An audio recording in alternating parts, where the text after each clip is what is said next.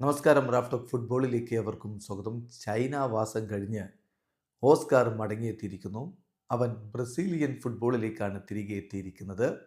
പുതിയ club Sao Paulo F C ആണ്. പുതിയ ക്ലബ്ബ് എന്ന് പറയാനില്ല, അവൻ്റെ പഴയ ക്ലബ്ബ് തന്നെയാണ്. പക്ഷേ ഇപ്പോൾ ഒരു ക്ലബ്ബ് വിട്ട് മറ്റൊരു ക്ലബ്ബിലേക്ക് പോകുമ്പോൾ ഓസ്കാറിന് പുതിയ ക്ലബ്ബ് എന്നാണല്ലോ പ്രയോഗിക്കുക. ആ അർത്ഥത്തിലാണ് പറഞ്ഞത്. പുതിയ club Sao Paulo F C ആണ്. അവൻ വളർന്നു വന്ന ക്ലബ്ബാണ് സാവോ പോളോ എഫ് സി. അവിടേക്ക് തന്നെ ഇതാ 33-ാം വയസ്സിൽ ഓസ്കാർ തിരികെ എത്തിയിരിക്കുകയാണ്. ഒഫീഷ്യലായിട്ട് ഇപ്പം ക്ലബിൻ്റെ പ്രസിഡന്റ് ഇക്കാര്യം അറിയിച്ചു കഴിഞ്ഞിട്ടുണ്ട്.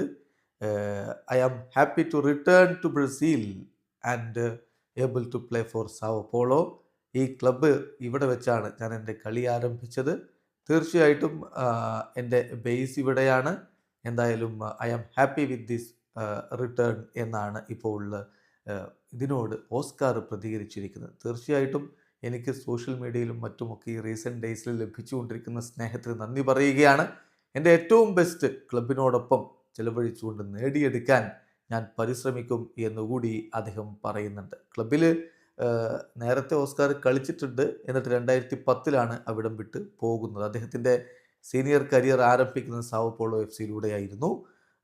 അവിടെ അദ്ദേഹം 2008 മുതൽ 2010 വരെ കളിച്ചു. പിന്നീട് ഇൻ്റർനാഷണലിലേക്ക് പോവുകയായിരുന്നു. അതിനുശേഷമാണ് ചെൽസിയിലേക്ക് എത്തുന്നത്. 2017 അപ്രതീക്ഷിതമായിട്ട് ചെൽസി വിട്ട് ചൈനീസ് ക്ലബ്ബായ ഷാങ്ഹായ് പോർട്ടിലേക്ക് താരം പോയത്.